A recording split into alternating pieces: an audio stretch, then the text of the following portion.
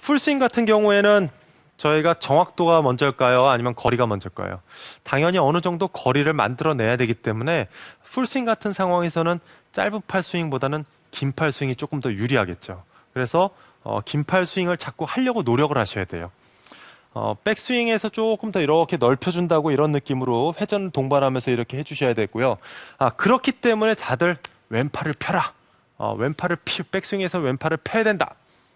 그래야 팔이 몸에서 멀어지고 좀 더 스윙이 팽팽해지기 때문에 거리를 더 멀리 보낼 수가 있고 뭐 이런 얘기들이 있습니다.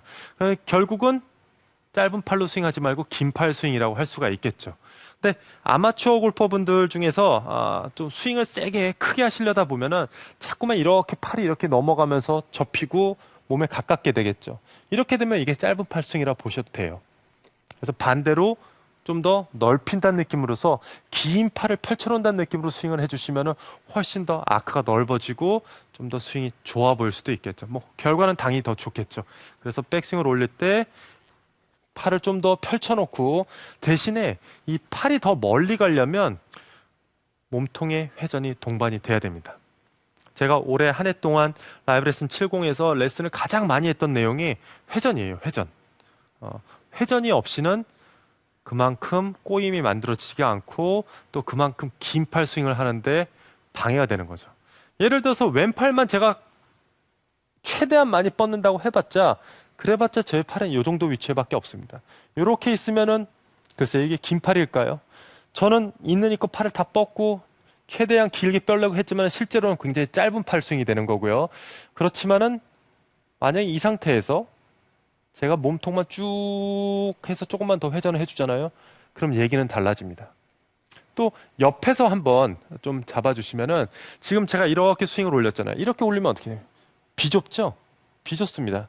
이 상태에서 그대로 회전만 해줘도 팔의 위치는 그대로지만은 훨씬 더 공간이 생기고 더 안정적인 모습이 되는 거죠. 그래서 많은 골퍼분들이 약간 뭐 옛날 방식 혹은 자꾸 전해져 내려오는 그런 것 때문에 하체를 탁 잡아놓고 왼팔을 쭉 펴야지 라고 하면은 짧은 팔 스윙이 되는 거예요. 그렇게 되면 공은 뭐 좀 맞히는데 정확도는 높아질 수 있겠지만 실제로 우리가 보내고 싶은 그런 거리를 확보하는 데는 어려움이 많다는 거죠. 그래서 백스윙을 할 때는 좀 더 의도적으로 긴 팔 스윙, 회전을 동반해서 팔을 조금 더 널찍히 멀리 둔다고 생각하고 스윙을 해주셔야 그래야 훨씬 더 롱게임에서 이득을 볼 수가 있습니다. 그렇게 생각하실 수가 있어요. 저희가 이제 백스윙이 짧아, 길어 이런 표현을 하잖아요. 너무 길어, 너무 많이 넘어가.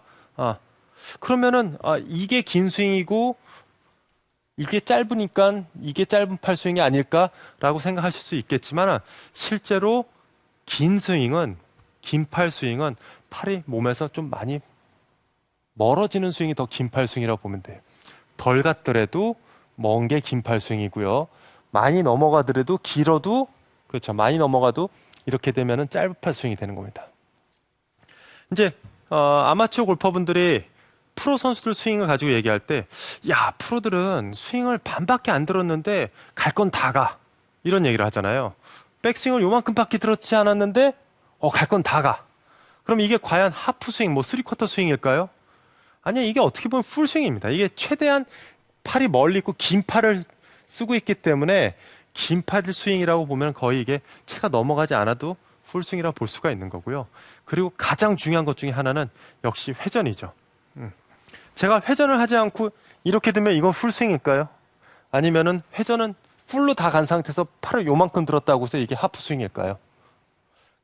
결과는 풀 스윙은 몸이 풀로 꼬이는 게 풀 스윙이지 팔이 넘어간다고 해서 그게 풀 스윙은 아니에요. 그래서 여러분들이 팔 요만큼 들었어? 요만큼 들었다고 해서 그럼 4분의 3 스윙이면 거리가 덜 나가. 아니에요. 프로 선수들 멀리 치잖아요. 지금 제가 7번 아이언을 가지고 있는데 솔직히 저는 백스윙이 이렇게 긴 편은 아니에요. 저도 이렇게 어떤 분들은 야, 들다 말고 치는데 왜 갈 건 다 가? 이런 얘기들 많이 해요. 그래서 몇 개만 쳐볼게요. 지금 저는 분명히 스윙을 거의 하다 만 느낌일 거예요. 많이 안 갔을 거예요. 저는 원래 아이언 스윙을 하면 얼마나 갈까요? 탑에 가면 이 정도 가나요? 거의 수평까지는 전 절대 안 갑니다. 저는 한 요 정도밖에 안 가는 것 같아요. 특히 프로들 중에서도 저는 백스윙이 조금 짧은 편이에요. 좀 덜 가는 편입니다. 대신에 저는 팔을 조금 더 멀리 두려고 많이 노력을 하고요. 대신에 회전을 더 많이 하려고 합니다. 다시 가볼게요. 굳이 그렇게 막 등 뒤로 넘기는 그런 스윙이 아니라 그냥 한 요 정도만 들었다고 해도 더 이런 느낌으로 회전을 더 치는 거죠. 그래서 여러분들도 막 거리를 내시려고 막 채를 넘기고 그거보다는 조금 더 넓히는 느낌으로 가보세요. 넓히게 되면은 그만큼 채가 지나가는 길도 길어집니다. 특히 약간 이렇게 활주로 같은 거죠.